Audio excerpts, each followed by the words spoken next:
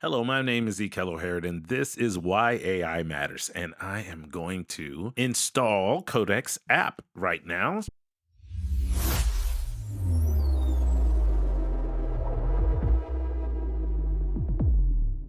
Just kind of give you a idea of how to do it. If you don't know how to do this, I already did this on my laptop, so I'm going to kind of show you how I did it. The first thing I would do is I would type into, I am using actually Atlas, but you can use Chrome or whatever. And what I would do is I would very simply just type in Codex App. It'll basically pull up the first thing that it'll pull up is the OpenAI link. You just click on that. It will basically open it up. It opened it up and pushed everything over to the side because I'm obviously using Atlas right now, but I played around with this earlier, everyone, and I absolutely had myself a blast playing with this app. There's only one type that they have, and that's Mac OS. Sorry, everyone that is with Windows. It'll come to you eventually. I promise it will. Now that I've downloaded it, I can see right here I've downloaded it, and I can just click on it. Wherever you downloaded it to, like your download folder, you can just click on the DMG file, and then it'll open up this little box right here, and then you can just take that little box and drop it into your application folder, and then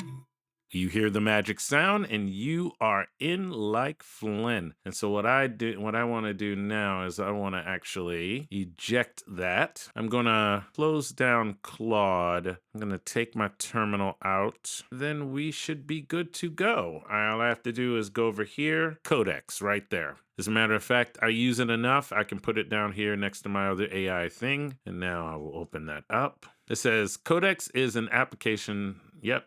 I want to do that. Continue with ChatGPT. You sign in with your credentials and do all of your authentication. And then it says, in celebration of the Codex app, you have 2 times rate limits until April 2nd. That is very important. Now I'm going to add a project and we will call this one Codex and create. And then we will call this one card game, because that's what I'm going to create for today's app of the day is a card game app.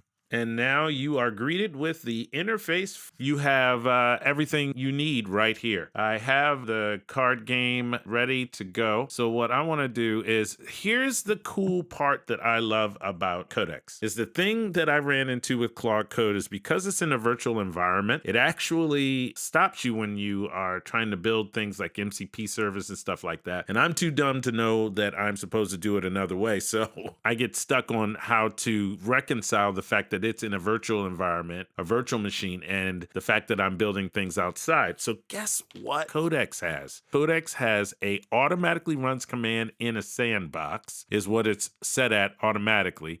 Or you can hit this, which it says enable full access. When Codex runs with full access, it can edit any file on your computer and run commands with network without your approval. Exercise caution when enabling full access. This significantly increases the risk of data loss, leaks, or unexpected behavior. You now have the app that can make anything for you. So what I'm going to do is we're going to just talk to it. I'm going to actually sandbox this so that it doesn't act crazy. Hello, I was thinking I wanted to create some type of card game app that is based around my character that I have named Oliver Blake, who is a detective in Cardiff. And then it loves my idea of building a detective-themed card game around Oliver Blake.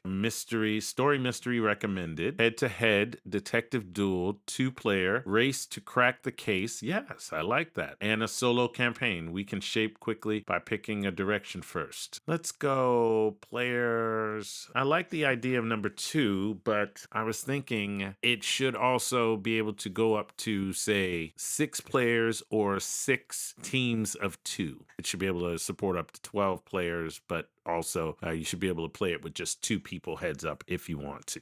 How about that? That's a fantastic expansion, making it 2 players all the way up to 12. 16 gives the game real replay value. You can absolutely design it that way. Best structure, core mode, team mode, primary, first player. Yeah, this looks like, and see, I'm not going to sit here and like really work into this. I do want to think about graphics though. How about this? Okay, it needs to be very graphical, have a lot of characters pictures developed as in visuals. So if we need to use ChatGPT image, then please do. Cinematic, semi-realistic, graphic novel. Okay, how about we go cinematic, semi-realistic? Can you show me some examples of, okay, so Oliver is a 35-year-old, half Indian, half Welsh male. He's very good at his job. He's incredibly brilliant, but because he talks slow, people think he's not brilliant. I opened up, we want to use this one. First thing I want you to do is render this in an HTML file. I want you to take the following picture that I just gave you, and I want you to give me a splash page for the very first thing.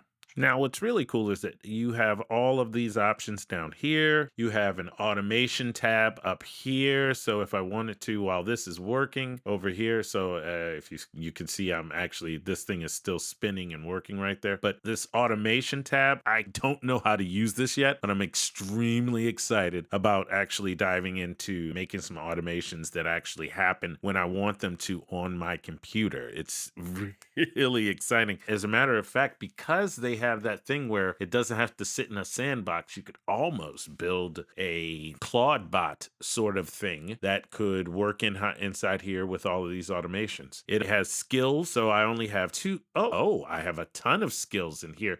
It's because I'm hooked up to GitHub. And so I've got a Notion skill. Oh, I've got Atlas recommended. Oh, that is very cool. Use the manage tabs in Atlas and access your browser history. Oh, that is nice. Develop web games. This actual skill where you can plus Playwright test loop. Oh my gosh, that's really cool. So there's tons and tons of things in here. Figma, all of that stuff. Sora right here. As a matter of fact, let's see here. I'm going to install this one. Sora skill install. I think that means I can make videos now with Codex pretty easily. It would be really cool if I could make things like pictures, but spreadsheets, edit, create, and analyze spreadsheets. Man, they've got skills for everything in here. Oh my gosh, we live in the future, y'all. That's it. Let's go back to my Oliver Blake game and see. All right. And it has the HTML, which should be sitting inside my file right here. Yep, index. And we'll start that up. Oliver Blake. It did not use the picture, though, which is stupid. Why didn't it use the picture? Start your investigation. This mistake requires hesitation. It's calculation. The mistake is Oliver Blake. Case files. Start investigation. How to play. And it worked. It worked. This is really cool. Let me just give it some instructions here. It doesn't seem like you took the picture that I gave you to put into this front thing, but that's okay. That is all right. As a matter of fact, maybe I will take the actual physical picture. I also created assets and wired the image to Blake. What I want you to do is I want you to create the game, but make sure that you have it so that I can play it in mobile. It needs to work in mobile. Give me the general premise of the game as a synopsis, please. You're right about the image confusion. Was just the file path I set as a placeholder, not the actual uploaded file. If you save the file into that path, it will show. Let's build it. Go ahead and build the app, and I will put the file in the appropriate place, I guess. Well, it looks like it is done. Building my